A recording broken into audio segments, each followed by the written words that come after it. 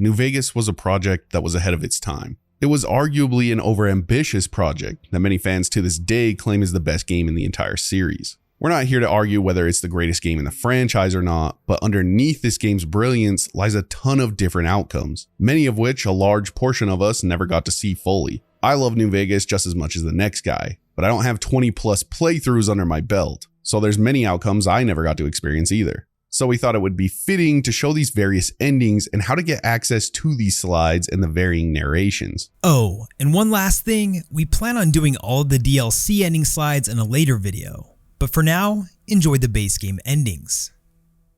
Ron Perlman is the actor who voices the opening and closing narrations of Fallout, Fallout 2, Fallout 3, Fallout New Vegas, Fallout 76, and Fallout Tactics. He's done more than simply the opening and closing narrations though. He's also voiced Butch Harris in Fallout and the newscaster in Fallout 4. If Butch Harris doesn't sound familiar, it's because he's a character in the original Fallout and was essentially a mouthpiece and a mediocre leader of a caravan company known as the Go Traders. This is all to say that Ron Perlman is a staple in the Fallout community and has been around since day one. Many lore-based gamers know this already, but for those who may not have known, we wanted to bring this guy up because he's iconic to the series. He's mostly known for his role in Hellboy, Sons of Anarchy, and Blade, but he's dabbled in literally everything from Tangled to, of course, the Fallout series. Our man is a jack of all trades. When you beat the game, we see the classic dug-up grave in the Mojave, while our boy Ron narrates the default ending saying, "And so the courier who had cheated death in the cemetery outside Goodsprings cheated death once again,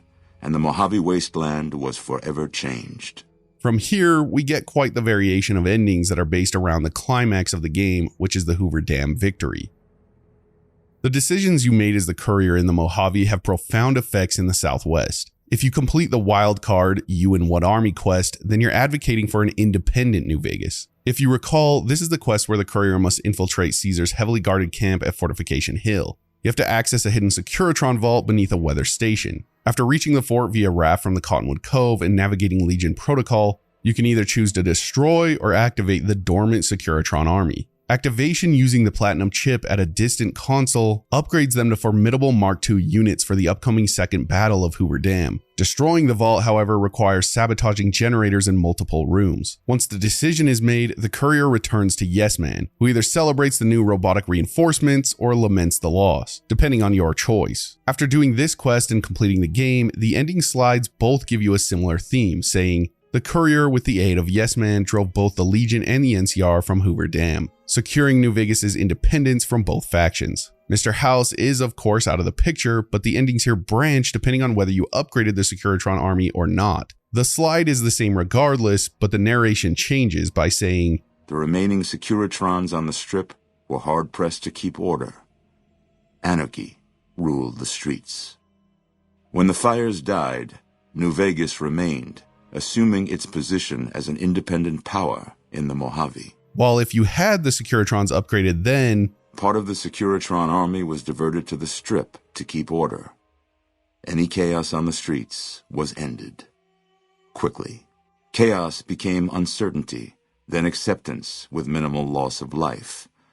we really get two different independent endings at this point, with the Securitron army decision being the difference. But New Vegas was extremely dynamic, since you could side with Mr. House, the Legion, and the NCR. The House Always Wins is the main questline for siding with Mr. House in New Vegas. It unfolds over 8 escalating missions. After meeting with Mr. House at the Lucky 38, the courier is tasked with retrieving the Platinum chip to unlock a hidden Securitron army beneath the Fortification Hill. With New Vegas's defense secured, the courier must then eliminate or ally with key factions like the Boomers, the Omertas, and the Brotherhood of Steel, depending on their loyalty to House's vision. And I just wanted to throw in that if you do Mr. House's quest, the Brotherhood of Steel will have to be eliminated. The plan culminates with ensuring President Kimball survives a Legion assassination attempt, rerouting power from the El Dorado substation to fuel House's systems, and finally leading the charge at Hoover Dam to secure New Vegas's independence under House's authoritarian but orderly rule. If you chose Mr. House and completed this quest, the slide is still the same Securitron army slide showing the robots walking, or rolling in step with one another, but Perlman mentions this. Mr. House's Securitron army took control of Hoover Dam and the Strip, pushing both the Legion and the exhausted NCR out of New Vegas. Mr. House continued to run New Vegas his way, a despotic vision of pre-war glory. The streets were orderly, efficient, cold. New Vegas continued to be the sole place in the wasteland where fortunes were won and lost in the blink of an eye. There's also the famous Eureka questline, or the final main quest for the NCR. This is triggered after completing You'll Know When It Happens and speaking with Colonel Moore. The courier is briefed by General Oliver, then joins the NCR in a full-scale battle against Caesar's Legion at Hoover Dam. This quest is deep, with optional paths forward that include reactivating dam turbines, coordinating with the NCR veteran Rangers, and calling in support from factions like the Boomers, Great Kahns, Followers of the Apocalypse, Enclave Remnants, and the Brotherhood of Steel. The battle culminates in confrontation with Legate Lanius, whom the courier can either kill or convince to retreat via high-level skill check. Upon victory, General Oliver arrives to commend the courier and declare the Mojave under NCR control, concluding the game with Ron telling us the NCR celebrated its second victory at the Hoover Dam. The new California Republic celebrated its second victory at Hoover Dam, establishing definitive control over the entire Mojave wasteland. Soon after, they negotiated terms to annex the Strip, Freeside, and many surrounding communities. The Mojave wasteland, at long last, had entirely fallen under the NCR's banner. New Vegas wasn't just faction-based when it came to ending slides. We also got to see the fruits of our labor, well, bear their fruit. Maybe you were on a Boy Scout playthrough being a good Samaritan and helping all that asked for assistance. Or perhaps you played as an outlaw killing all who stood in your way. Or maybe you did a little bit of both and were completely unpredictable, giving you the title Wild Child. Whatever the case, the game recognized your good, bad, or neutral karma and offered you a unique narration for your behavior. It's a shame we didn't get unique slides for each though, but still, we'll gladly take Ron's way with words. The courier, fair and even-handed in his dealings throughout the wasteland, was honored by the NCR for his support of the military at Hoover Dam. He was presented with the Golden Branch, the highest civilian decoration given by the Republic. If you had a neutral karma standing, then Ron basically says the same thing, but start with the phrase, though the courier's agenda was debated by many. And if you were off the rail in your playthrough, then he starts with brutal methods that few in NCR would approve of. In any event, each scenario rewards us with the slide of the NCR troops in the background while your Pip-Boy glows in victory. At this point, we see your karma and allegiance choices begin to integrate when it comes to the ending slide and narration. You may have had good karma and a Caesar's Legion victory, or bad karma and a Caesar's Legion victory. And this karma combination applies to Mr. House and an independent playthrough playstyle as well. You can start to see just how branchy the endings are going to get, but we're going to keep things fairly straightforward since the virtual world of scenarios can get complex really quick. My first playthrough was good karma based and shooting for an independent Mojave, in which case I saw the courier delicately standing in front of the Lucky 38 as if watching the neutrality of the hotel mirrored the Vault Dwellers' cause for independence, and I had Ron tell me, supporting the ideals of independence,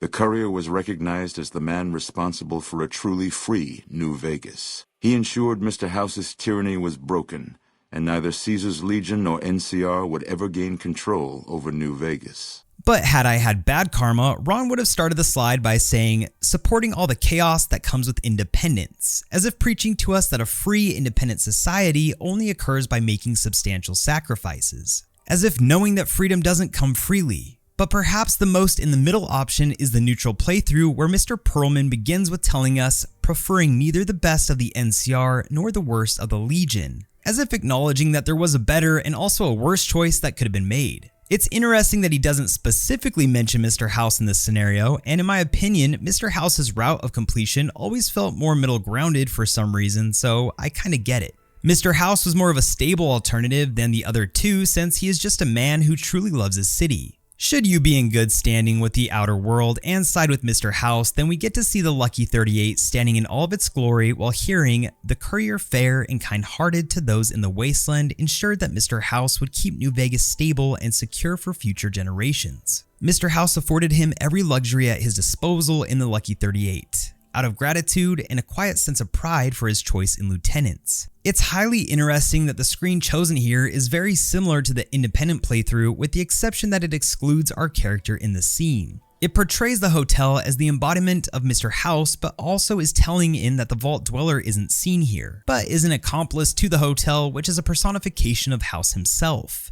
If you play through neutrally, we get the same Lucky 38 image, but the dialogue changes as the narrator states, the Courier, who had a mixed history in the Wasteland, kept the status quo at Hoover Dam. Mr. House would keep New Vegas stable, if not free, for generations. Mr. House afforded the Courier every luxury at his disposal in the Lucky 38. And if we were naughty and lived a life of debauchery and sided with Mr. House, then we heard the following. The Courier, cruel and merciless, had ensured that Mr. House would maintain complete control over New Vegas and everyone in it. Mr. House afforded him every luxury at his disposal in the Lucky 38, partly out of gratitude and partly out of fear. Finally, for slide 3, we have multiple roads when it comes to Caesar's Legion, and rightfully so since the lore here goes deep. It should come as no surprise that we have the typical good, neutral, and bad karma alternatives, but our outcomes of scenarios double since we can either allow Caesar to die or we can allow him to live. This is through the quest where Caesar privately reveals he's dying from a brain tumor and enlists you to help diagnose and treat him. Now, depending on the player's medicine or speech skills, they can either perform the surgery themselves using surgical tools in a doctor's bag, install a scavenged autodoc module from Irradiated Vault 34, or if Arcade Gannon is a companion, sell him into slavery to act as Caesar's physician. Alternatively, you can sabotage the operation and let Caesar die, which risks losing Legion favor unless your reputation or skills are high enough to play St. Lucius. Though the Courier himself was just and forthright in his dealings throughout the Wasteland, he helped the Legion achieve victory. Caesar honored him with a golden coin, minted in celebration of his contributions and distributed throughout the Wasteland. If you're neutral, the narration calls you a mercenary at heart, and if you're a baddie, then he basically mentions that the Legion marched over the Hoover Dam with the help of one who was as brutal and merciless as the worst of them, which is you. Whether you allow Caesar to succumb to his afflictions or not, you will hear these narrations dependent on your karma. The only difference is in the slides. On one hand, with Caesar living, you see yourself kneel before him as a loyal servant to his cause, while his band of legionnaires stand beside him. On the other hand, if Caesar dies, then you'll notice he's replaced with the notorious Legate Lanius amidst an open sky with troops in the background. It's really fascinating to see just how many paths the endings can take up to this point. We're only up to slide 3, and already we see variations in narration and slide art 7 Ways to Sunday. John Eric Bentley is the voice actor of Neil, the first-gen super mutant that hangs out near Black Mountain. But he's also the voice of other miscellaneous mutants and characters in New Vegas. I don't believe he narrates anything in Fallout 4, but in 76, he made a resurgence as a voice actor for Knapp, who's a farmer in Appalachia. More importantly for this video, he also narrates the ending slides for Black Mountain. Should you choose to kill Tabitha, the radio host at Black Mountain, then you'll be able to see a unique slide depicting the Mojave Waste with Neil saying, "Though some super mutants in Nightkin continued to journey to the legendary Utopia, they found little trace of its existence. Some eventually found their way to Jacobstown, but many wandered off into the wastes, confused and disheartened." I'm not gonna lie, his voice is smooth, and his delivery here is damn good. I almost prefer him over Ron. But the unfortunate reality is that we only get to hear John in all of his glory in 4 slides in totality. The next slide occurs if you repair Tabitha's robot, in which you'll see a slide of Tabitha next to her bot. Tabitha is as charming as ever with her heart glasses, 1950s blonde wig, and that classic creepy smile. I mean, just look at her. Tabitha and Rhonda went east, through Caesar's land. Occasionally, tales of their exploits found their way back west, though few believed them. Eventually, the stories concerning the duo were collected and published, and proved to be quite popular with children.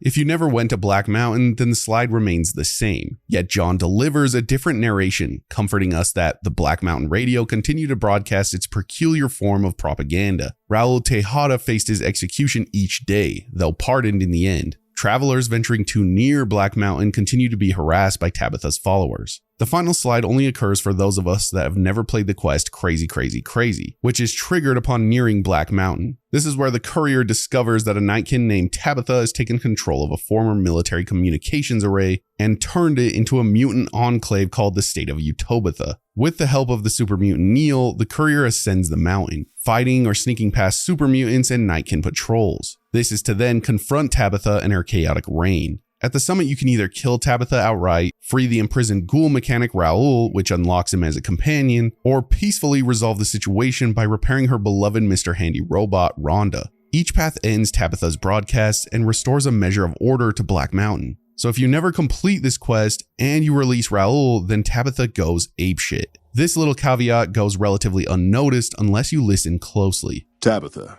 enraged by Raul's escape, took the remaining Nightkin of Black Mountain with her and vanished without a trace. Travelers in the region soon learned to avoid the roads at night, as caravans were repeatedly attacked by unseen assailants. Alrighty then. I'll just head out, alone, by myself, into the dangerous waste. Fun fact. My parents once met Danny Trejo in an AA meeting near San Pedro in California back in the 90s, but the closest I ever got to him was in Breaking Bad and in Fallout. And yes, I know this guy is in a shit ton of other films, but Breaking Bad and Fallout are peak pop culture. If you recall, Danny plays Raul, the nothing short of legendary gun wizard who is known as the Ghost of Mexico City. He resides as a prisoner at Black Mountain, but somehow he found the time to narrate a couple of the ending slides in his spare time. If he dies, which would be highly unfortunate and would override all other endings, Danny delivers a straightforward message. After a long and eventful life, Raul's luck finally ran out during his time with the Courier. That's all we get. But if we free him or nab him as a compadre, and you don't complete his personal quest, Old School Ghoul, that's unlocked after rescuing him from Black Mountain and recruiting him, then we get one of the more heartbreaking ending slides. Still grappling with self-doubt over his usefulness in the face of old age, Raul was never able to find peace with himself. Eventually, he left the Mojave and assumed a new name, as he had done so many times before. In the Old School Ghoul questline, we help Raul reflect on his place in the world as an aging gunslinger and must bring him to meet three older Mojave figures: Loyal at Nellis Air Force Base, Corporal Sterling at Camp McCarran or Camp Forlorn Hope, and Ranger Andy and Novac. After each interaction, Raul shares stories from his past, leading to a final conversation where we influence whether he embraces his gunslinger roots, gaining the Old Vaquero perk, or chooses a new supportive role as a mechanic, unlocking the full maintenance perk. Clearly, these have heavy implications in the ending slides since we help him find his happy ending. And no, not that type of happy ending. Raul's slides are all artistically the same, with our beautiful bald ghoul hanging out near the radio mic. And if you convince him to become a Vaquero again, then Raul is invigorated by his travels with the Courier.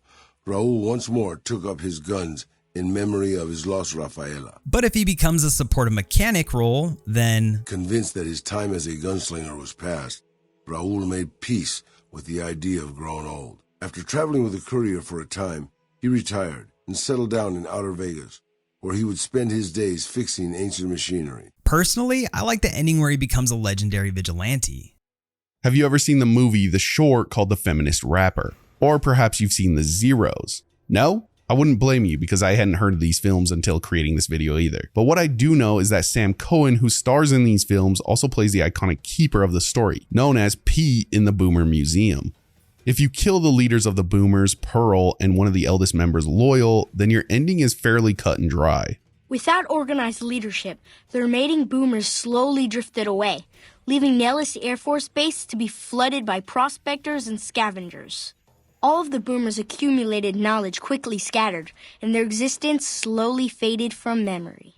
All of the remaining Boomer slides are based on the Volare side quest, which is required by all major factions if they want the Boomers' powerful support. After surviving a deadly artillery gauntlet to reach Nellis Air Force Base, the Courier meets Pearl, which is the Boomers' matriarch, who asks them to assist her people to prove their worth. You'll be completing tasks like repairing solar panels, healing wounded Boomers, and helping with local errands builds enough reputation to unlock the Boomers' ultimate dream: raising a pre-war bomber from the bottom of Lake Mead. With the help of ballast charges and Loyal's detonator, the Courier retrieves the plane, earning the Boomers' admiration, and their promise to aid in the Second Battle of Hoover Dam. So whether you complete or don't complete this quest, it has substantial consequences when it comes to the ending slides. If you don't complete it, then Pete tells us that after the Battle of Hoover Dam, the NCR mounted several campaigns against the Boomers, but all were quickly ended by the Boomers' artillery. Over time, as the Boomers found a need for gunpowder, they developed a relationship with the gunrunners, trading their surplus crops for munitions. But if Volare is completed, then we learn that with the help of the gun runners, the boomers developed a healthy trading relationship with the NCR. Eventually, the boomers began wandering out into the wasteland, while still preventing outsiders from entering Nellis. In either case, we do see a plane in the sky with an artillery weapon hanging out near sagebrush. The boomers ending slides are made more complex because they're also contingent on the all or nothing quest. This is when the boomers join Mr. House in his conquest of Hoover Dam. Then, Mr. House shows little interest in the boomers and leaves them to themselves in Nellis. The tribe remains fortified in Nellis with their backs to the world. But if you complete both quests, then Mr. House showed little interest on the boomers, who eventually began venturing out to Nellis to meet and trade with travelers. In either scenario, Mr. House doesn't really give a damn about the boomers. Mr. House isn't the only big player whose questline influences the boomers ending slides. The Veni Vidi Vici, the final Legion-aligned quest in New Vegas, launched after the fate of President Kimball is decided. The courier is sent to assist Legate Lanius in leading Caesar's Legion to victory at Hoover Dam by eliminating General Oliver and crushing NCR resistance. Starting from the dam's eastern end, the players battle westward toward the entrenched NCR forces, potentially aided by the boomers, Enclave remnants, or a repaired howitzer. Key word being the boomers. If you complete both Volare and this quest, then Pete tells us, Cautious after the boomers' display of power at Hoover Dam, Caesar chose to leave the boomers alone.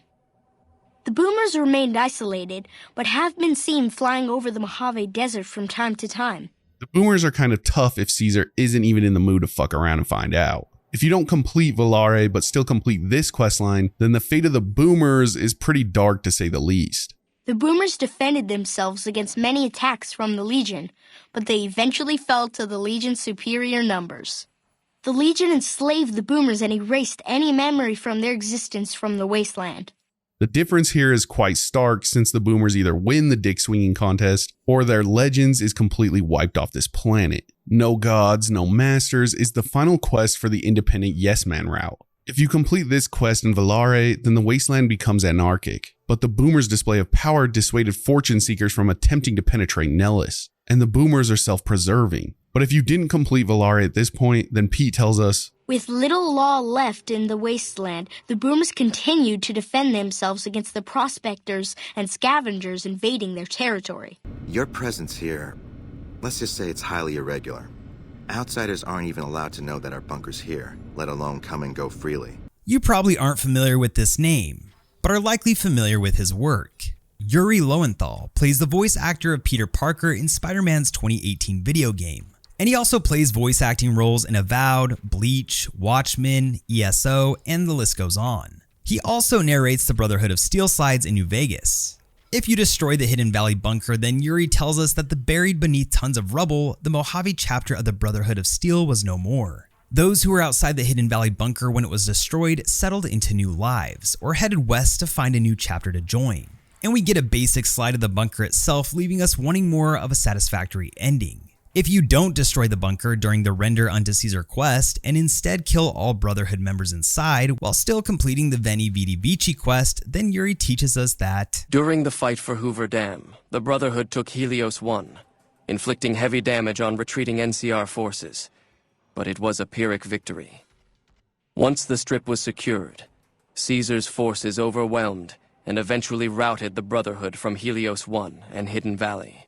If you want to see the same slide with a different narrative, then all you need to do is complete No Gods, No Masters for an independent New Vegas without activating the Securitron army. The Brotherhood used the Battle of Hoover Dam as an opportunity to retake Helios 1, and came to control the area between it and Hidden Valley.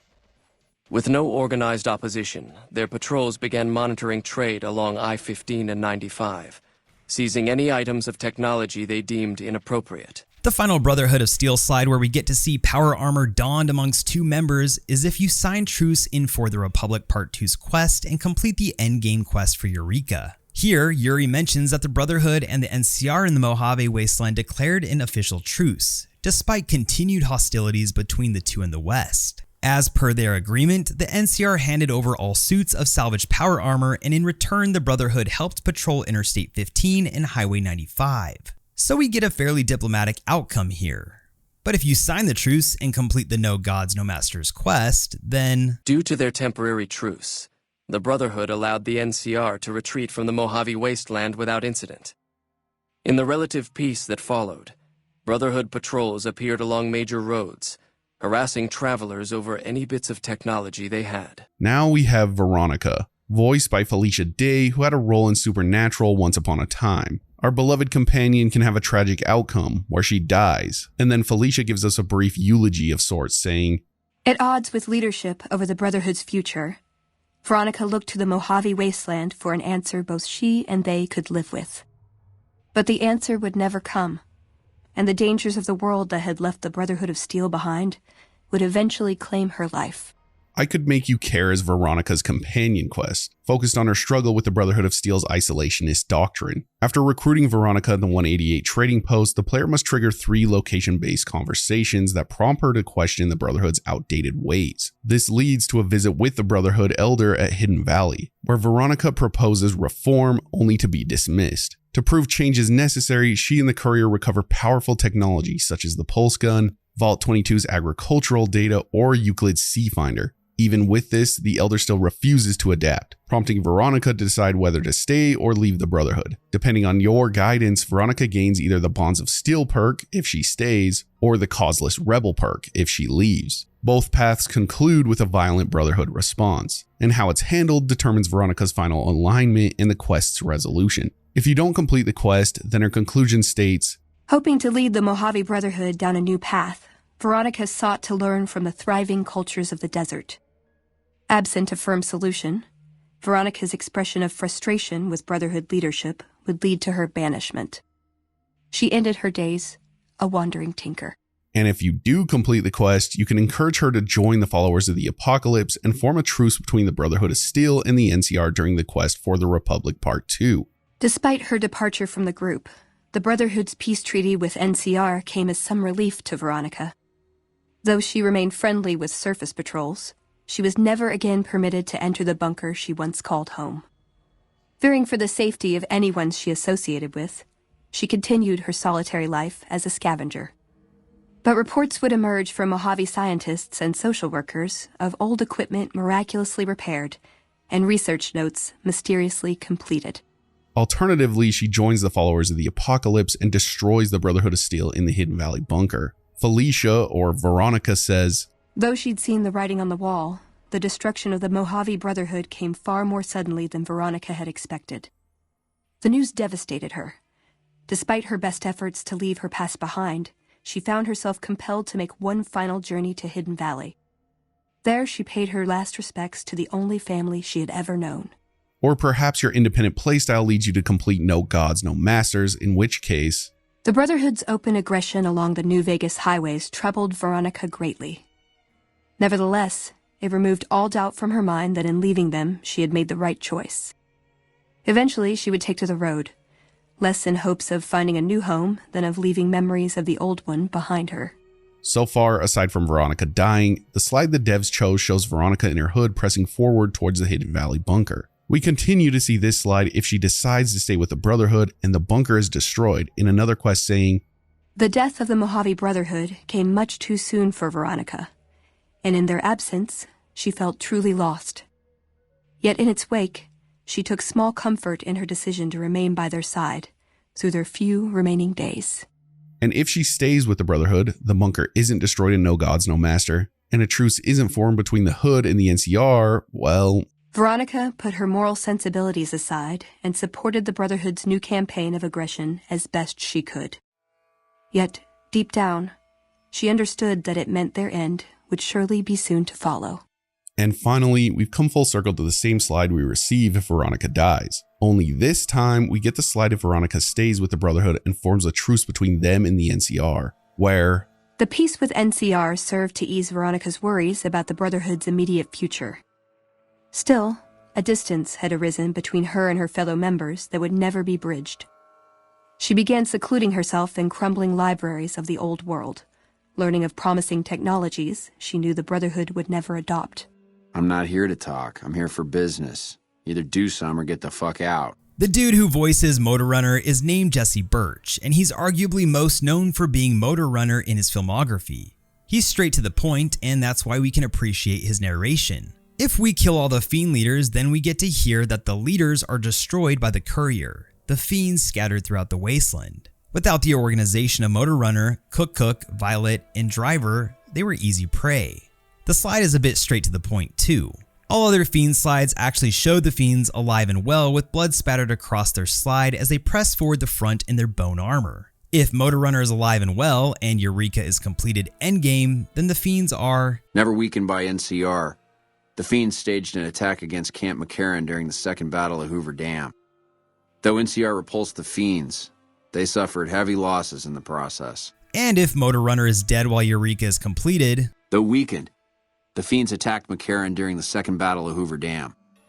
NCR repulsed the attack with minimal losses and, in the following days, destroyed the remaining Fiend leaders, breaking their power forever. But if you complete All or Nothing and he's alive, then the Fiends staged an attack against Camp McCarran during the Second Battle of Hoover Dam. During the NCR's retreat, the Fiends overwhelmed many of the troopers before Mr. House's Securitrons could deal with them. This makes sense, since the Securitrons in real life would likely Shrek these nomadic people. It only gets worse for the Fiends if Motor Runner is dead, since the Fiends get wiped out entirely and the NCR repulses the attack with minimal losses. Now, if you complete No Gods, No Masters, then the Fiends overrun Camp McCarran during the Second Battle of Hoover Dam. In the anarchic months that follow, the Fiends asserted dominance over Outer Vegas. Now, if you kill Motor Runner in this scenario, the Fiends attack Camp McCarran during the Second Battle of Hoover Dam and, despite suffering heavy losses, overrun it. They continue to be a nuisance throughout Outer Vegas, but never established full control over the area. Finally, if you complete the Legion's Veni Vidi Vici, they get completely fucked. The Fiends attacked Camp McCarran during the Second Battle of Hoover Dam and suffered heavy losses. Caesar, unimpressed with their performance and their dependence on chems, had them exterminated. The Fiends never really stood a chance in these parts. Julie is voiced by Laura Bailey and has a hell of a track record. She was the voice of Mary Jane Watson in Spider-Man 2, played a role in Call of Duty Vanguard, and perhaps most notably, plays Abby in The Last of Us Part 2. She doesn't deserve to die in New Vegas, but if she does, then... With no clear leader to guide efforts in Freeside, the followers of the Apocalypse lost control of Old Mormon Fort to local thugs and junkies. Eventually, using the followers' remaining supplies to manufacture drugs, the Old Mormon Fort quickly devolved into little more than a junkie den. If you failed to convince the followers of the Apocalypse to support the NCR, then we get this. After the NCR's victory at the dam, the followers of the Apocalypse were pushed out of Old Mormon Fort during its occupation by NCR forces. NCR further encouraged them to leave Outer Vegas entirely, and the followers had no choice but to comply. If you convince them otherwise, then... After the NCR's victory at the dam, the followers of the Apocalypse were pushed out of Old Mormon Fort during its occupation by NCR forces. NCR further encouraged them to leave Outer Vegas entirely, and the followers had no choice but to comply. And all is well. It's worth mentioning that an independent New Vegas isn't always the best outcome for everyone, since if you go down this path, then... After the NCR's victory at the dam, in part thanks to follower medical support, NCR allowed the followers to care for refugees as they see fit. Old Mormon Fort expanded its services and was able to aid more people, becoming a refuge for the less fortunate citizens of New Vegas. It's unfortunate for the patients in this instance, and for the followers. As for how the Legion plays a role in all of this, well, if you kill Caesar and complete Veni Vidi Vici, then... After the Courier ensured New Vegas remained free, the followers found that independent Vegas was even more unstable and violent than before. Old Mormon Fort became excessively burdened by the influx of patients, struggling to provide even the most basic of services. Conversely, if you save Caesar, then we get this. After the Legion's victory, the new Caesar learned the followers had defamed the original Caesar's noble origins. The followers of the Apocalypse were hunted down and exterminated, and Old Mormon Fort was turned into a pile of rubble. I find this twist pretty cool because it shows the difference between Caesar and the new Caesar. New Caesar clearly has a love for his predecessor and yearns for vengeance by any means possible, while the other Caesar is just a chill guy and lets the followers do their thing and leave the wastes. Overt flirtation will get you everywhere, you know. Would you be mind blown if I told you that Arcade's voice actor is Zachary Levi, who plays this guy? And this guy? Yeah, the dude has had some insane hits since his days voice acting in New Vegas. but I'd be lying if I said he didn't have fantastic origins, since not only did some of his earlier work consist of New Vegas, but he also played a role in Halo Reach. Enough of me glazing him though. If he dies, Zack tells us that Arcade's intentions were pure and his goals were noble, but that he ultimately succumbed to the harsh brutality of the Mojave like so many before him. But say you sell this man into slavery and complete Veni Vidi Vici, well, things don't turn out so well. Tricked by the Courier and imprisoned by the Legion, Arcade remained Caesar's personal physician for several years. Caesar grew fond of speaking with such an educated man on philosophical matters. Arcade became his unwilling intellectual sparring partner. After years of such servitude, during an unguarded moment, Arcade used a surgical scalpel in his bare hands to disembowel himself. Lacking any other skilled medical personnel, the Legion was unable to prevent his death. Caesar mourned his loss for months. Arcade basically becomes Caesar's bitch and unalives himself. R.I.P. I mean, just look at bro. Does he look happy? Arcade can further get bent, or rather crucified, literally speaking, if Caesar dies in the Tumor questline and Arcade is sold to Lucius. Though the Legion was victorious at Hoover Dam, the legate did not have the same medical needs as Caesar. Lennius quickly tired of Arcade's acerbic wit and had the doctor crucified. Alright, say you decide to be especially twisted and sell Arcade into slavery as Caesar's personal physician during the quest Tumor Brute. Then later on you go full wildcard and finish with an independent New Vegas in No Gods, No Masters.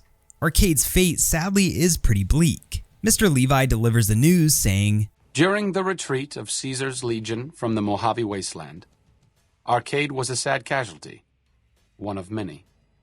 His body was heaped with those of many others in a nameless ravine on the Legion's long march home. Say you fight for the NCR and wrap things up with the quest Eureka in advising Arcade to join the Enclave remnants in the big battle. The outcome isn't exactly bright for him, but it's also not the worst thing. After all, he could have been crucified. As Zack puts it, though Arcade had not hoped for an NCR victory, he was proud of his role in the defense of Hoover Dam against the forces of Caesar's Legion. Unfortunately, when word spread that Arcade was once a member of the Enclave, he was forced out of the followers of the Apocalypse. Pursued by bounty hunters, NCR Rangers, and the Brotherhood of Steel, Arcade pushed deep into the eastern plains and was never heard from again. Pretty harsh, right? Guy helped save the dam only to become public enemy number 1. But hey, life's tough in the Mojave. But if instead you encourage Arcade to return to the followers' camp and still finish with the NCR's victory in Eureka, things go way smoother. Arcade had hoped that Freeside would be able to remain independent of NCR rule. But he was glad that Caesar's Legion had been stopped at Hoover Dam. He tended to the sick in Freeside for a while longer, then returned to NCR territory to become a teacher with the followers there. Honestly, good for him. From fleeing bounty hunters to teaching medicine, our boy got the wholesome ending he deserves. Now, brace yourselves, because if you go full Legion and complete their questline, yet you previously convinced Arcade and the Remnants to support the NCR, Arcade's luck takes a shit turn once more. Though Arcade was crushed by the Legion's victory at Hoover Dam, he was not among NCR's casualties. During the NCR's retreat from the Mojave Wasteland, he helped defend NCR citizens and refugees on their way to Mojave Outpost. Unfortunately, NCR Rangers identified his father's armor as Enclave property. He was arrested, tried as a war criminal, and imprisoned indefinitely. This is classic tragic irony. He ends up jailed indefinitely by the very side he was helping. Arcade just can't catch a break sometimes, or most of the time for that matter. If you still side with the Legion but instead advise Arcade to return to Freeside, things somehow get even darker as, when news reached Freeside that Legion forces were approaching New Vegas, Arcade did his best to help people escape with adequate supplies. A Legion explorer saw Arcade helping locals escape and pointed him out to a Centurion. Arcade's group was run down somewhere near Westside, and there were no survivors. Now, what if you side with Mr. House in All or Nothing and tell Arcade to go back to Freeside? Zack's narration reveals, Arcade was outraged by Mr. House's power play following the defeat of Caesar's Legion at Hoover Dam. Though he remained in Freeside for a short time after the Securitrons established widespread control, he eventually traveled back into NCR territory. Disillusioned with the followers of the apocalypse, he settled down in the outskirts of the Boneyard, where he worked happily as a family doctor. From political outrage to peaceful family doctor, honestly not a terrible retirement plan for our beloved unsung hero. But say you encourage Arcade to fight alongside the Remnants while still supporting House. The outcome's a bit more ambiguous since, though Arcade was proud to have been one of the defenders who turned back the Legion at Hoover Dam, he was crushed by Mr. House's ascent to power. Saddened by the loss of life and liberty in the area, Arcade left the Mojave Wasteland for parts unknown. He was never heard from again. Gone, but hopefully found a bit of peace somewhere less hectic. Now if you go independent with Yes Man in No Gods No Masters and encourage Arcade to fight alongside the Remnants, Arcade's actually pretty happy. Arcade was proud to have been one of the defenders who helped repel the Legion from Hoover Dam. He was prouder still to see the area freed from the shackles of the NCR and Mr. House. Though independence for New Vegas was not all he hoped it could be, Arcade used his enclave knowledge and technology to keep order wherever he could. Gotta love seeing Arcade genuinely fulfilled. Finally, if you pick independence but have Arcade return to the followers instead, he settles into a quieter role. A solid community-focused conclusion to Arcade's journey and arguably one of his best outcomes. Arcade was tending to the locals of Freeside when he learned that Caesar's Legion had been defeated and NCR was being pushed out of New Vegas. Though he found that independence for New Vegas was not all he hoped it would be, Arcade did his best to help the locals govern themselves. Voiced by Michael Hogan, Doc Mitchell is a legend in the Wasteland, a man of the people, a legend amongst men. And funny enough, even his voice actor kind of looks like him with a squeaky clean dome and a peppered beard. Michael Hogan is mostly known for his time spent acting for Battlestar Galactica, and his grandeur was cemented the moment he played one of our favorite characters in the Wasteland. The Goodsprings Slides have 5 variants in terms of narrations, but the images are all the same, showing the Prospector Saloon with brittle sagebrush in the forefront. The first narration occurs if the people of Goodsprings are killed or the mission Run Goodspring Run is completed. If you recall, this mission is the Powder Gangers aligned quest triggered by signing with Joe Cobb against the town of Goodsprings. After witnessing Cobb argue with Trudy over a fugitive caravaneer named Ringo, we can approach Cobb to discuss taking down Ringo and siding with the Powder Gangers. Upon killing Ringo, Cobb asks us to gather supplies from Doc Mitchell and Chet, requiring passing skill checks, theft, or violence. With supplies secured, Cobb and his gang launch an assault against Goodsprings, forcing the player to eliminate local defenders like Trudy, Sunny Smiles, and Doc Mitchell. If you kill Doc Mitchell, you deserve to rot in hell. But this sad narration will have to do instead. Travelers continued to stop by Goodsprings Source for water on the Long 15, but rarely would anyone venture into the ruins of Goodsprings itself. Those who did were almost always tourists, come to visit the graveyard where the Courier rose from the dead. Now, the Ghost Town gunfight quest is also crucial in how Goodsprings narrations are determined, since this is the introductory quest in Goodsprings that's triggered after meeting town leader Trudy at the Prospector Saloon following Joe Cobb's threats. Cobb, a powder ganger, is hunting a traitor named Ringo who's hiding in the nearby gas station after a violent ambush. After speaking with Ringo, we can help organize the townspeople, including Sunny Smiles, Trudy, Doc Mitchell, Easy Pete, and Chet, into a militia by passing various skill checks or finding alternative solutions, gathering weapons, armor, medical supplies, and explosives. So if you knock out this quest and the Eureka quest, then Goodsprings sees more trade along I-15 after the NCR gained control of the Mojave Wasteland. But with that came a heavy burden of the Republic's taxes. Some old-timers, unable to handle the cost, were forced to move on, grumbling all the while. And if you fought for the Legion, then... The Legion, preoccupied with its acquisition of New Vegas, scarcely took notice of the town of Goodsprings. Many locals moved on, fearful of Caesar's long shadow. Only the old and the stubborn remained. Considering how shitty some of the other factions and folks get it if Caesar takes the win, this isn't the worst case scenario for the town. Since if Mr. House wins, then he basically sends a Securitron over to monitor the town, which is a curse and a blessing since the town doesn't necessarily need a patrolman. But in the Wasteland, a Securitron isn't exactly the worst thing to have around. Plus, Mr. House sends it over as a token of appreciation, so his intentions are at least somewhat pure. But this is Goodsprings, so if an independent New Vegas emerges from the ashes, then... With New Vegas's independence formally declared, Goodsprings thrived.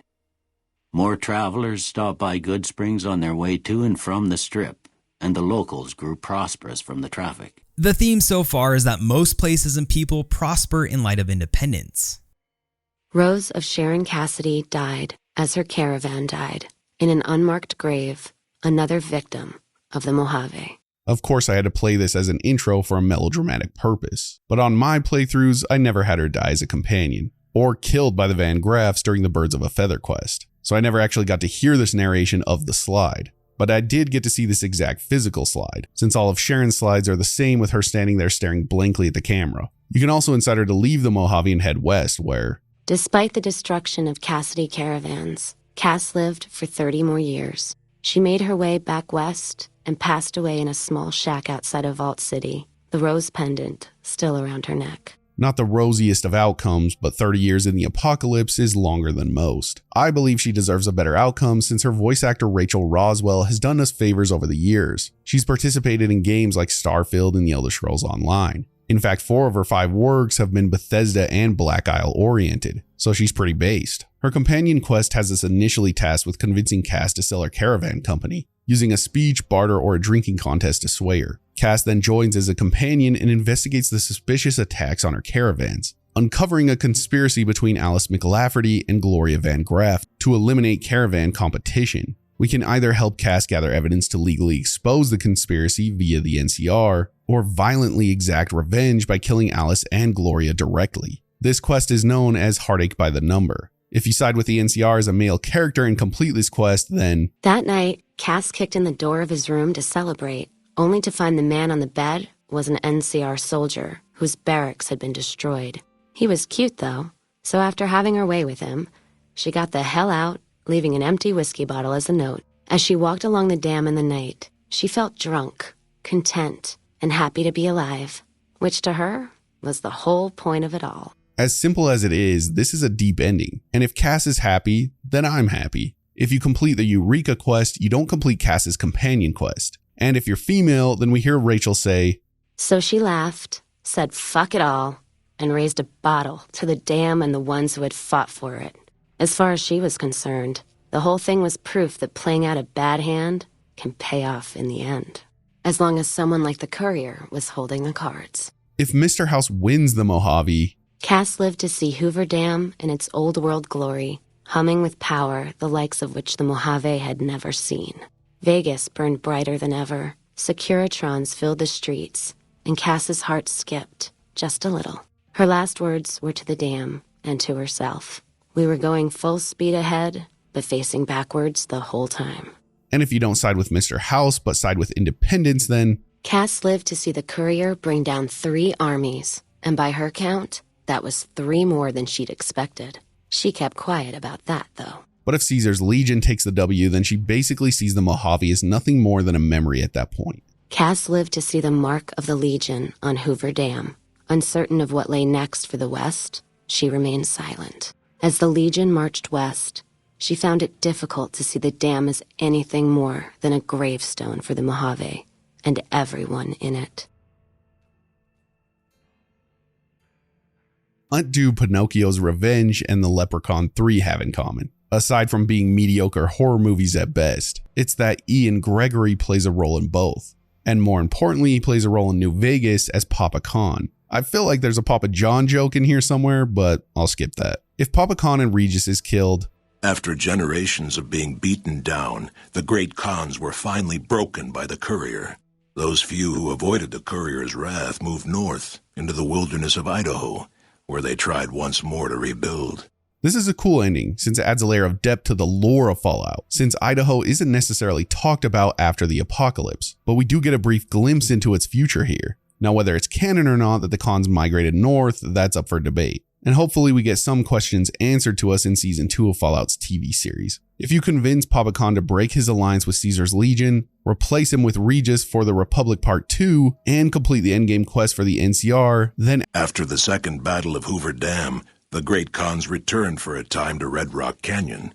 The NCR's pressing need to expand proved greater than its promise of amnesty, and before long the government decided the Kahns had to go. The surviving great Kahns were relocated to an isolated, barren reservation, well north of NCR trade routes. Again, this is a unique ending, and probably underrated to most, but it highlights similarities between Native Americans ending up on reservations once settlers booted them out of their homelands. Alternatively, if you side with Caesar's legion but convince him to break his allegiance with them, then we get the same slide for the Kahns settlement in their Dust Bowl with Ian saying, "For supporting the NCR, the great Kahns were ruthlessly hunted down by the victorious legion. Caesar destroyed all evidence of their existence at Red Rock Canyon and forbade mention of their name in any history. The great Kahns' legacy was swiftly forgotten." Clearly, things would have ended up quite differently for the Kahns if they kept their allegiance with the legions, since if they had kept ties, then we get this. As reward for their loyal service, Caesar forcibly integrated the great Kahns into the legion. The sick and elderly were killed. The women sold as wives to ranking officers, and the tribe's identity was annihilated. Though many great Kahns mourned the death of their tribe, many more were ultimately satisfied with their revenge against NCR. In my opinion, it's a shitty trade. They sell their very souls in the name of vengeance. But hey, at least we get a unique slide. But perhaps you choose not to convince Papa to break his allegiance with the Legion, and then you side with the NCR. Then they basically get the Idaho treatment and head north. If you convince Papa Kahn that the Great Kahn should claim their own legacy. During the Battle of Hoover Dam, the Great Kahns quickly evacuated Red Rock Canyon and headed north and east into the plains of Wyoming. There, they reconnected with the followers of the Apocalypse and rebuilt their strength. Bolstered by ancient knowledge of governance, economics, and transportation, they carved a mighty empire out of the ruins of the Northwest. This is the best outcome for the Kahns, in my opinion. It's amazing what a bit of self-confidence can do to a legacy. But if you convince him that the tribe has no true legacy and crush his aspirations, well... After their suicidal last stand at Hoover Dam, the Great Kahns ceased to exist as a tribe. The few surviving members dispersed, joining up with other tribes and gangs across the Mojave, and quickly forgot their heritage. With Jacobstown's leadership destroyed, the remaining super mutants and Nightkin of the West scattered across the wasteland, Jacobstown withered away, its death going unnoticed by the rest of the Mojave. Is it just me, or does the voice actor of Marcus sound like a dude from Star Trek? I love Marcus, and I might get some backlash for this, but the voice actor always sounded like vanilla ice cream to me. It's somewhat bland, but Marcus is such an OG character that I can't help but love him. Anyway, his voice actor Michael Dorn is super Trekkie, and aside from us Fallout lore geeks who know him by Marcus, most know him for his iconic role as Worf, this MF with a wrinkly forehead. I personally don't watch Star Trek, so apologies if I'm being offensive.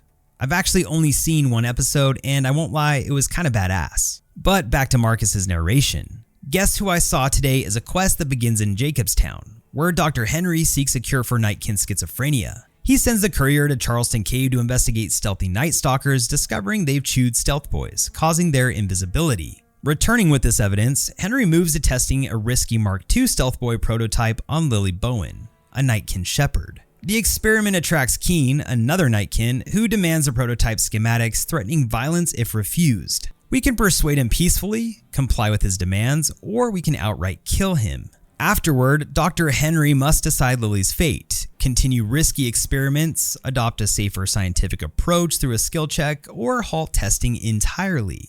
And this has significant implications for Jacobstown's ending. If you complete the quest and pass the speech check with Keen, or just let bro leave, and pass the science check with Dr. Henry, or even encourage him to continue tests on our fair maiden Lily, then thanks to the courier and Lily, a cure for the Nightkin schizophrenia was found shortly after Dr. Henry's experiment concluded. Nightkin and other super mutants in the wasteland flocked to Jacobstown, and the town became known as a haven where a mutant could find peace. But if you fail the speech and science check I just mentioned, then... Though a cure for the Nightkin schizophrenia was eventually found, it became a case of too little, too late for Jacobstown. Most Nightkin at Jacobstown followed their leader, Keen, out into the wasteland, terrorizing the Mojave for years to come. Jacobstown, constantly on guard for anti-mutant reprisals, never truly prospered. The ending is a 180 from the prior one, and the Nightkin don't get the good ending they deserve. You also have a scenario where you complete the Guess Who I Saw Today quest where a Keen dies during the quest, in which case it's still too little too late, and disgruntled by the death of their leader Keen, most of the Nightkin scatter into the wasteland, their insanity worsening with each day, plus Jacobstown still never prospers. If you pass the speech check but fail the science check, then it took more time than anticipated for a cure for the Nightkin schizophrenia to be found, but in the end, it was beneficial to Jacobstown. The presence of the Nightkin leader, Keen, persuaded Nightkin from across the wasteland to make the journey to the town. Jacobstown prospered, becoming known as a fair, if somewhat intimidating, place for a trader to do business. Sometimes the worst thing that can happen is when nothing happens at all. So if you don't complete the quest or fail it entirely, with no cure for the Nightkin schizophrenia in sight, the disgruntled Nightkin left Jacobstown. Without a treatment, their insanity grew. The crazed Nightkin terrorized the wasteland, and Jacobstown suffered repeated reprisals from mutant-hating humans. In the end, the surviving mutants abandoned Jacobstown entirely, its existence quickly forgotten by the rest of the wasteland. I don't know how the existence would be forgotten so quickly since the Nightkin are literally terrorizing the wasteland and they're all cracked out of their minds. But maybe it's because everyone is busy seeing these sumbitches face to face and not worrying about where they came from. Oh, Jimmy, don't you go being silly now. Come over here and give your grandma some sugar. Don't you dare let our baby Lily die. She's about as iconic as Doc Mitchell for me. She has one hell of a backstory that everyone who is watching this likely knows by now, but she's also one hell of a companion. David Anthony Pizzuto voices her, and he also voices one of my childhood's favorite slept-on antagonists known as Nitrous Oxide. This dude is literally in everything from Star Wars Old Republic, which is not KOTOR but the online version, Rango, Call of Duty, and a shit ton of other cinema and video games. He narrates Lily's various endings, so if you let her die, then we find out that Lily's long life finally came to a close in the Mojave Wasteland. As the life faded from her, her last thoughts were of her grandchildren. I'm not crying, you're crying. This Nightkin who has had memory loss ends up dying and thinking of her grandchildren in the end. It's weirdly a satisfactory ending since she deserves nothing but peaceful thoughts in the end. And if you encourage her to get on her meds in the unmarked quest Lily and Leo, then she's, quote, encouraged by you to take her medication regularly, Lily's mind eventually attains a semblance of clarity. Her memories dulled by the pills. She casts aside the recording of her grandchildren, no longer remembering its significance, end quote. But if you encourage her to take half doses or you don't complete the quest, then Lily continued to take her medicine at half doses, and although she remembered her grandchildren, her mind remained muddled and confused. Eventually, she parted ways with the courier and traveled west, seeking the remnants of her past. For the love of all that is holy, you should complete this quest so she isn't in the virtual wasteland roaming in eternity for something she'll never find. But worse yet, if you tell her to completely stop taking your meds, then her instabilities grow worse with each passing day, and she eventually becomes little more than a ravening beast, the kindly old grandmother subsumed beneath the rage. Remember the Elvis impersonator known as the King, and he leads his own gang known as the Kings. If his voice is familiar, it's because his voice actor James Horan continues to make vocal appearances in the Batman games, from Arkham Asylum to Arkham Shadows, as well as Red Dead, multiple Metal Gear Solids, and even Destroy All Humans, if you remember that badass game from back in the day. He honestly has a cool job since he primarily focuses on video game voice work. He continues his video game voice work with the King's narration in slide 18 of the ending slides in New Vegas. If the King dies, we find out the rest of the gang dips out from the Mojave. With the King dead and most of their gang slain by the courier, the remaining Kings fled the area, never to be heard from again. And since this is New Vegas, it only makes sense that the Elvis impersonator gets a questline associated to him and his gang. The King's Gambit is a side quest offered by Ambassador Crocker after the quest Things That Go Boom, tasking you with ending rising tensions between the NCR and the Kings in Freeside, especially involving the King's lieutenant Pacer. We can resolve the conflict either through diplomacy or by earning the King's favor via GI Blues and convincing him to call off hostilities, or through deception or assassination, using stealthy tactics to kill Pacer through nefarious means. If diplomacy fails or the king's favor was already used, we can enlist support from Colonel Moore for a violent NCR crackdown, or from Colonel Shu for a more peaceful show of force. The final confrontation at the king's school can lead to Pacer staging a coup and then dying in a brief gunfight, or the situation spiraling into a full-on brawl depending on our choices. By completing the NCR questline and having the king agree to stop violence against NCR and Freeside, then peace is spread. After the NCR victory at Hoover Dam, the temporary truce between them and the Kings blossomed into a full-scale relief effort for the people. While the NCR made repeated entreaties that Freeside join the Republic, the Kings steadfastly maintained their independence. If you go down the path of Mr. House's ending, then Mr. House acts like a major dick and kills them. Accusing the Kings of lying with a foreign invader for their newfound ties to the NCR, Mr. House punished them by ordering their forced removal. The Kings, defiant to the end, were destroyed to the last man by House's Securitrons. This is also one of the more unique scenarios where Mr. House and the independent ending have different consequences. So if you have the king agree to stop the violence against the NCR and Freeside and drive for independence, then Freeside becomes relatively safe. Following the Second Battle of Hoover Dam, Freeside came to be known as one of the more stable areas in the region. Ironically, NCR refugees found Freeside safer than most of the rest of New Vegas, where resentment still lingers. But what do you think happens if you side with the Legion? Death? You'd be right. After their victory at Hoover Dam, the Legion quickly set about destroying all remaining resistance, including any groups with ties to the NCR. Upon discovering the King's newfound relationship with the NCR, Legionnaires flooded the streets of Freeside, and the Kings were quickly destroyed. The Kings actually have some pretty deep lore, and their multifaceted quest, GI Blues, is a testament to that. It'll be given to you by the King in Freeside, where we'll then investigate escalating tensions between NCR forces and Freeside locals. This quest begins with uncovering the fraudulent tactics of Oris, a shady bodyguard scamming clients with staged ambushes. After exposing Oris, the King sends you to investigate NCR-related violence, where you can learn that NCR soldiers attacked some of his men. Following a trail of clues through squatter camps, missionary tests, and hidden NCR outposts, you discover that a past misunderstanding between the King and Major Elizabeth Kieran sparked the hostilities. Depending on how you resolve the conflict, diplomatically or violently, the quest can either end with peace between Freeside and the NCR, or further bloodshed. The King grants you favor in the end. A free strip pass, 1,000 caps, gang membership, or political leverage to resolve the King's conflict with the NCR in the quest King's Gambit. If Kieran and her forces are killed in GI Blues and King's Gambit is completed by assassinating Pacer, and you do the NCR questline, then we learn that while the NCR was busy fighting the Legion at Hoover Dam,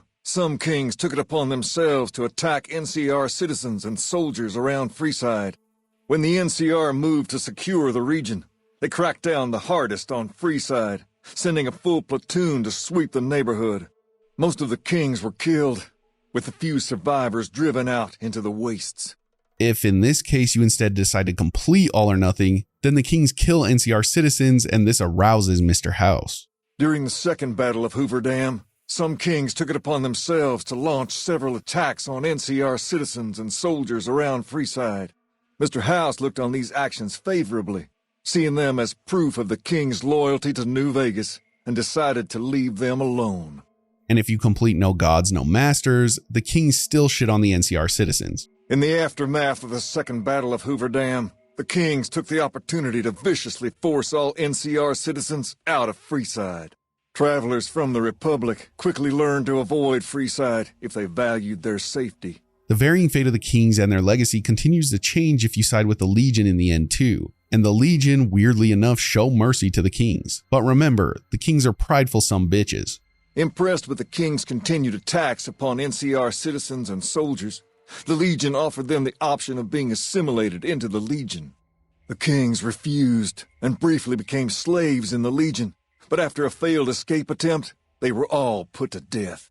It's kind of funny that one of the few times the Legion shows mercy, they basically get the cold shoulder anyways. If instead you don't finish GI Blues or complete it by informing Kieran, the King wants to negotiate and side with House in the end. Mr. House does what House does best and sends Securitrons out to the area. Spoiler alert, the Kings hate this. Flush with his victory, Mr. House sent Securitrons into Freeside, thinking to increase his control over the area. When fighting broke out, the Kings fought valiantly, but we're no match for the armored killing machines, and we're wiped out to the last man. Finally, there's 2 more outcomes depending on whether you chose an independent ending or a Legion ending. If you chose a latter, then... After their victory at Hoover Dam, Legion troops rolled through Freeside. The Kings tried to fight back, but most were killed, and the rest fled into the wasteland. But on a lighter note, the independent ending has more of a silver lining as the Kings live on and the NCR citizens are spared. The Kings retained their control of Freeside, and while they continued to favor the needs of locals, they tolerated the citizens of the defeated NCR. Look, Rexy, someone new's come to see us. Poor boy. He hasn't been feeling well lately. I'll save some of the best for last and keep the details of the narrator for Rex's slides for later in the video. But I was looking forward to covering this one since I myself have a German Shepherd. Her name is Era, and she's awesome.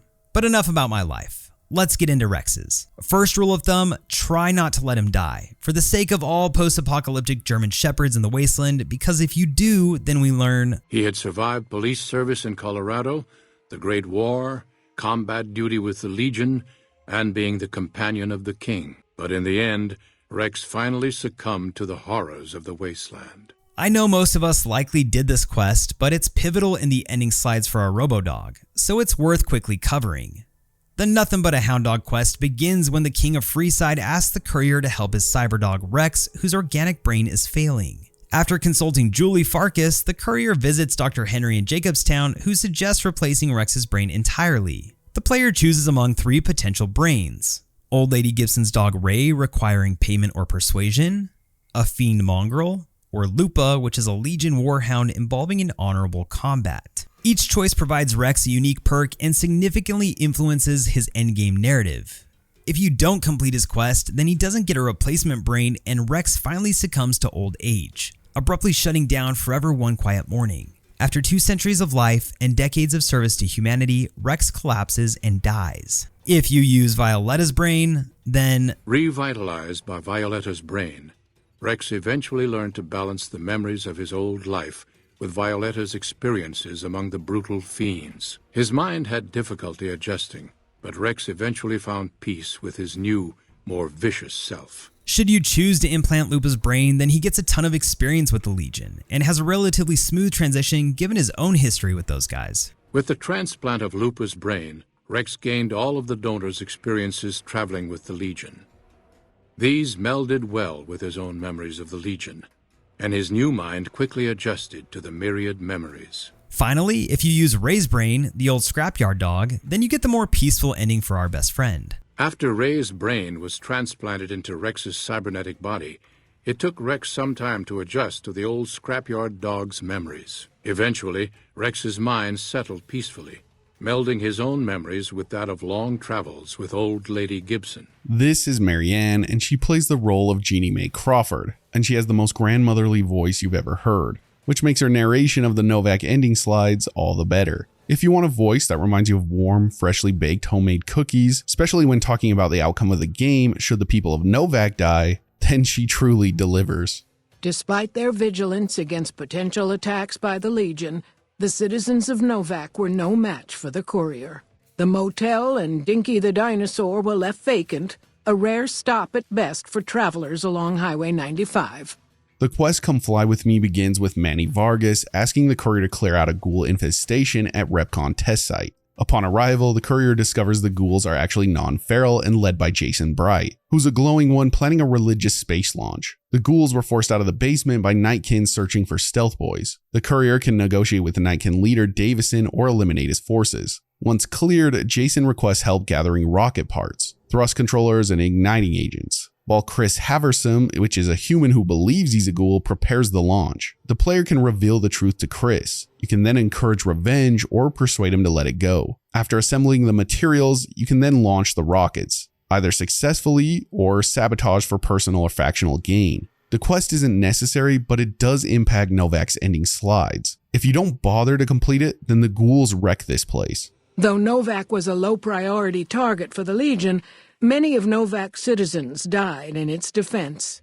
In the weeks that followed, feral ghouls, overflowing from the RepCon test site, ravaged the weakened town. If you try to complete the quest but sucked and failed by killing Jason Bright and all of his Bright followers, then the Legion ends up wrecking this place instead of the ghouls. Though Novac was a low-priority target for the Legion, many of Novac's citizens died in its defense.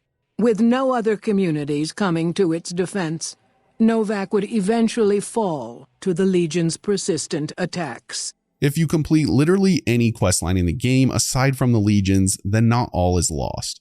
Though Novac was a low-priority target for the Legion, many of Novac's citizens died in its defense. In the weeks that followed, several Bright followers returned to Novac to help restore its defenses, allowing it to remain independent of NCR. As mentioned, there are rockets involved with the Come Fly With Me quest, so if you improve the nav on the rockets and conclude with the Legion's questline, they still get a relatively good ending. During the Legion's attack on Novac, Bright followers returning from their long pilgrimage assisted in its evacuation. Though Novac eventually fell to the Legion, many citizens of Novac were able to escape, alive and intact.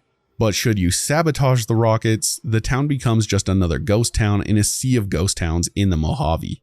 While the destruction of the Repcon rockets appeared to be a boon to the salvagers of Novac, the benefit would never be realized. Radioactive fuel from the wrecked ships seeped out and contaminated the area. Salvagers were forced to move on, and the town was abandoned. God damn it. Don't sneak up on me like that. What do you want? Jason Marsden is, in real life, known as that guy from that show, because bro has literally starred in everything from Full House to our favorite Disney Halloween movie Hocus Pocus, and even a Goofy movie. Would you expect a man with these credentials to underdeliver? He's also the voice behind Craig Boone, the sad sharpshooter in Novac. If he dies, we see a slide of Boone next to a bottle of the good stuff passing away in the dry heat. Tired of waiting for the world to be done with him, Boone ventured into the wastes to make his own way out. Unable to clear his mind of the past, he was at last granted the death he'd awaited, bringing final rest to a life that had ended long ago. Craig Boone also has a solid and memorable companion quest named I Forgot to Remember to Forget. This is unlocked by earning his trust by bringing him on missions that involve confronting Caesar's Legion. After learning about the Bitter Springs Massacre and completing several Legion-targeted quests with Boone, dialogue unlocks allowing us to persuade him to return to Bitter Springs to confront his traumatic past. Upon arrival, Boone recounts his role in the massacre, accidentally killing his own wife while preventing her capture, and asks to stay overnight. The next morning, he spots an incoming Legion raid, and we help him repel 3 waves of attackers threatening the refugee camp. In the aftermath, Boone reflects on his guilt and whether redemption is possible. Our final words influence his future and deliver either a depressing or cheerful ending. If you convince old Boone to make amends over Bitter Springs and you take on the NCR's ending questline, then he re-enlists with his old unit with purpose. Looking for a place where he could be of some use, Boone found himself re-enlisting with his old unit. Though his regrets remained in his thoughts, they coalesced into a purpose, and Boone embraced it.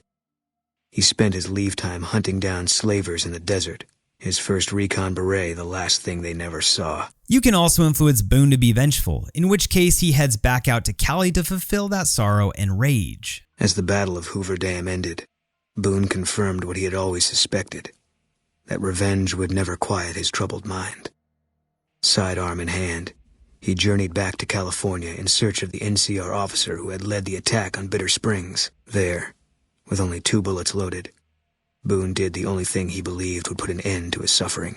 Making amends while advocating for a Mr. House win or an independent ending storyline, Boone will find himself residing in New Vegas. Though NCR was withdrawing from the region, Boone remained in New Vegas, finding work as a security guard and caravan scout along the highways. While he might have preferred rejoining his old unit, Boone couldn't bring himself to abandon the city where he'd met his wife. Boone is also just pure badass, and he's the best sharpshooter in the West, and again has the narrator to back it up. So should you side with the Legion in the end while he finds peace from within, then his aura really shines. Boone refused to take the Legion's victory lying down. Heading to the hills with his rifle, he began a deadly campaign against high-ranking Legion officers, and though the price on his head rose to levels unheard of, few pursued it, fearing it would be the last thing they'd never see. Even if you side with the Legion and leave Boone in his feels, he's still badass and straight up spits tobacco in the legate's eye in one final act of defiance. Driven mad by Caesar's victory at Hoover Dam and unable to escape his memories,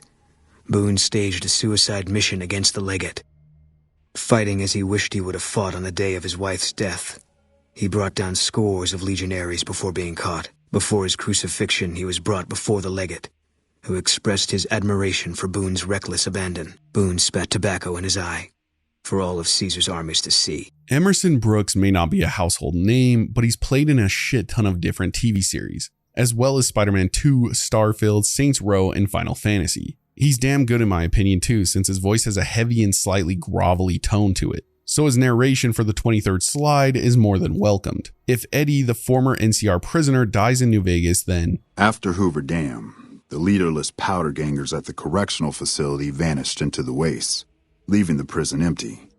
The correctional facility became another abandoned ruin in the wasteland, its carcass occasionally picked over by enterprising prospectors.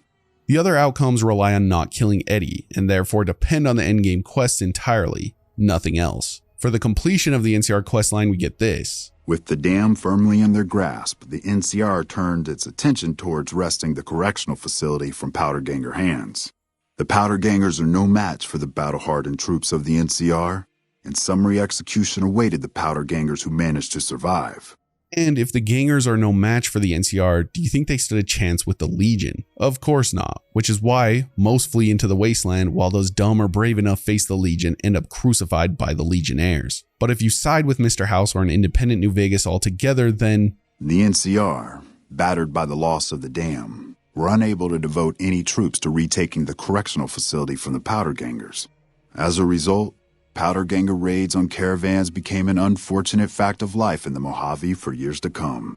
Yeah, the more I'm covering the powder gangers, the more I'm inclined to say that the wasteland is better off without Eddie, since there's less tragedy and less headaches for everyone. Fucking Cook has us trapped here. After we escaped from an NCR prison, he dragged us around the wasteland until we ended up in this shithole. You may not know who Avery Kid Waddell is, but he's a Rockstar favorite since he makes repeated cameos in their games from Red Dead to Grand Theft Auto. And sure, he may just be a pedestrian voice, but those voices bring the games to life. And he does a decent job at bringing New Vegas to life by playing the role of Samuel Cook. Of course, Samuel is a mere mortal, so should he die, then... With Cook dead, the powder gangers at Vault 19 fell apart. Those who weren't destroyed by the Courier fled into the hills or attempted to work their way back through the Mojave wasteland. Few survived. If you want to see the same slide but different outcome, then you either can't complete the Why Can't We Be Friends mission, which is started by entering Vault 19, or complete it by blowing up the sulfur deposits and Vault 19 altogether. In which case, armed with a wide array of improvised explosives and stolen weapons, the Vault 19 powder gang tormented the Mojave wasteland for years.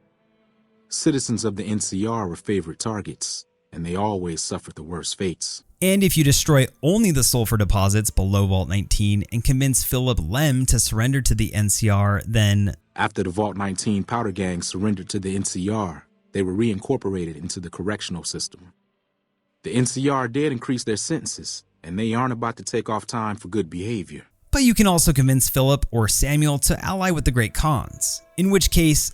Quote, the weaker members that don't join the Kahns end up scattering throughout the Mojave wasteland, though a few manage to erase their pasts, most never surviving the journey. A dude named Jude voices Johnson Nash, the country-talking Primm citizen who runs the Mojave Express and also narrates the ending slides of Primm. Primm actually has some of the more diverse ending slide illustrations in the game, and Jude's voice acting isn't half bad to listen to, even if you end up killing everyone in the town. Primm, already torn apart by powder gangers, was dealt a killing blow by the Courier.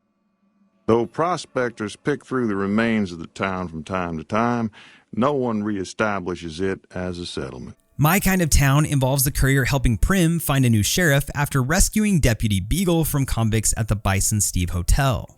So of course this questline is essential for the ending of the town. If you recall, there are 3 choices for sheriff. A. Convincing the NCR to send Sergeant McGee, leading to martial law and higher store prices. B. Recruiting Myers, an experienced convict who needs an NCR pardon, resulting in more affordable supplies. Or C. Reprogramming Primm Slim, a robot with a science check or materials. Each choice has lasting consequences for Primm, affecting safety, economics, and the town's independence, thus giving us different ending slides. If you convince the NCR to protect the town and finish their questline, then after Hoover Dam, the NCR helps rebuild Primm as a major stopping point on the Long 15. Though Primm citizens chafe under NCR's taxes, they benefit greatly from the increased protection and merchant traffic. The NCR will still protect the town even if you do the all or nothing questline for House, but eventually abandon the town after their loss to Mr. House. As repayment for their NCR loyalty, Mr. House sends Securitrons to Primm to protect it and collect heavy taxes from its citizens. It's kind of fucked, but some protection is better than none. Or maybe you decide to complete the questline for the Legion, in which case the NCR dip out and Caesar's Legion basically maintain a dictatorship over the town. Personally, I think we should just let Primm do its thing. And if you think so too, then you likely completed No Gods, No Masters, in which case... Despite NCR's pledge to support Primm, they abandoned the town after their loss to the Courier. Independent again, Primm operates much as it had before the powder gangs arrived, full of ups and downs. There's also the scenario where Myers is persuaded to become the new sheriff. And if you complete any endgame quest with the exception of the Legions, then after Hoover Dam, Sheriff Myers runs Primm with his own style of frontier justice. He deals with most folks fairly, but now and then someone winds up dead with little to no evidence against them. If you do that quest for the Legion, then hot-headed to the end, Sheriff Myers chooses to oppose Caesar's takeover of Primm with a standoff. Though the citizens take out a few legionnaires, the town quickly falls to Caesar, its citizens utterly wiped out. The town isn't exactly in the best of hands under Meyer, but it arguably is in the best of hands under Primm Slim, since this bot can actually become the most powerful NPC in the game depending on your level. If so, and if you complete any endgame quest with the exception of the Legions, then Primm Slim proves to be an able-minded, if not able-bodied, sheriff for Primm. And due to his slow speed, some crooks get away without a scratch. But Primm continues to prosper under his watchful robotic eye. But if you knock out the Legion's endgame quest, then... Not understanding the gravity of the Legion's imminent takeover of Primm, Sheriff Primm Slim valiantly attempts to resist Caesar's will. Remember, Primm has a Slim, and he's one tough son of a bitch. Eddie makes beep boop sounds and doesn't have a fantastical narrator, as we all know, though he's great in his own right. So instead, I'll be breaking down the slides. We're gifted two different ending slides for Eddie. One where the bot is on what looks like a workbench, and the other where it's floating around in the wasteland doing its thing. To get the workbench slide, Eddie is destroyed. So we get the slide that says, after a long and fantastic journey, Eddie finally meets its ends with the dangers of the Mojave. It lays destroyed and gathering dust, waiting for scavengers to pick through its remains for salvage. Or you simply don't repair it, in which case we get this. Eddie remains forgotten in the shop of Johnson Nash, until it's repaired by another courier who let it continue on its journey to Navarro. Eddie is eventually discovered by the followers of the Apocalypse, who manage to recover vast databanks of scientific knowledge. In this case, weirdly, it's a likely win for humanity. To get to the other slide where Eddie is floating about, you'll need to repair it, but you don't necessarily need to complete the questline Eddie My Love, which is the quest that revolves around repairing and uncovering the mysterious past of Eddie. Eddie travels with the courier until one of its memory banks is triggered, causing it to continue its travels on to Navarro. Upon reaching Navarro, Eddie vanishes and is not seen in the wastes again. Now you can either take Eddie to the Brotherhood of Steel or the Followers of the Apocalypse. Should you take it to the Followers of the Apocalypse and keep it as an active companion during the Second Battle of Hoover Dam, then you get this. With its logs cleared and its systems upgraded, Eddie remains a vigilant and constant companion to the courier. The Followers of the Apocalypse use the information recovered from Eddie on Poseidon Energy to develop new methods to harness the energy of the sun. And if instead you take it to the Brotherhood, then they use the info recovered from Eddie to create a small army of Duraframe iBots. If you don't have Eddie as an active companion or leave it in Primm post upgrades, the endings do change. For instance, taking it to the Followers of the Apocalypse in this case means, with its logs cleared and systems upgraded, Eddie is discovered by a traveling caravan, who take him on as a protector as they wander the wastes. And the Followers of the Apocalypse use the info recovered from Eddie on Poseidon Energy to develop new methods to harness the energy of the sun. Alternatively, if the Brotherhood of Steel gets their hands on it, then the caravan still snags it, and the info recovered is of course once again used for the army of the Duraframe iBots. This is Hanlon. Well, his voice actor at least. His New Vegas NPC literally looks like him. You know how this goes by now. We're going to feed you the ending if Chief Hanlon is killed first. After the death of Chief Hanlon, the power of NCR's Rangers was broken for years.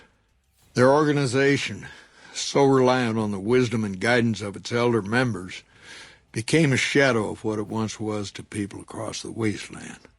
If you side with the NCR endgame and don't expose Chief Hanlon, then his voice actor tells you that Hanlon gets a peaceful and quiet ending. Defying Chief Hanlon's worst fears, NCR's Rangers persevered and distinguished themselves during the Second Battle of Hoover Dam. The Rangers, along with NCR's many troopers, shared the glory of victory. Hanlon wisely stayed out of the spotlight, crediting General Oliver's leadership for NCR's success. After a brief fanfare, Hanlon stepped down as chief and returned to the peace and quiet of his ranch outside of Reading. If you don't expose him and complete the Legion's main quest line, well, he's a martyr. During the attack on Hoover Dam, Chief Hanlon and his Rangers threw themselves into the path of the Legion assault, dying to the last man and woman. In the aftermath that followed in the NCR, bitter citizens and opportunistic senators were quick to denounce President Kimball and General Oliver. Hanlon and his fallen Rangers were revered for their bravery and sacrifice. But there's also the scenario of an independent playthrough in which Hanlon becomes a senator. Despite distinguishing themselves during the Second Battle of Hoover Dam, the Rangers' victory was short-lived due to the Courier's interference. Chief Hanlon personally directed the evacuation of the Rangers to Mojave Outpost as they fell back into NCR territory. Bitter over the waste of life in the Mojave, Hanlon stepped down from his post. After a campaign in which he denounced Oliver's and Kimball's hawkish, imperialist ways, Hanlon was elected as the Senator of Reading. Now, if you recall, Hanlon can also off himself. And if you did that, you're a bad person. But there's 3 different scenarios in this case, totally dependent on whether you did the NCR, Legion, or independent quest lines in the end. If you went down the NCR path, well, this is what we get. Although they performed admirably during NCR's defense of Hoover Dam, the Rangers fell into decline soon after. With Hanlon's plot against the occupation exposed, and Oliver hailed as the NCR's new war hero, many Rangers were greeted coldly on their return home. Few openly blamed the Rangers for Hanlon's treachery, but public and political support for the organization quickly dwindled. And if you complete Veni Vidi Vici, with Caesar's victory came a small measure of vindication for the Rangers' late Chief Hanlon.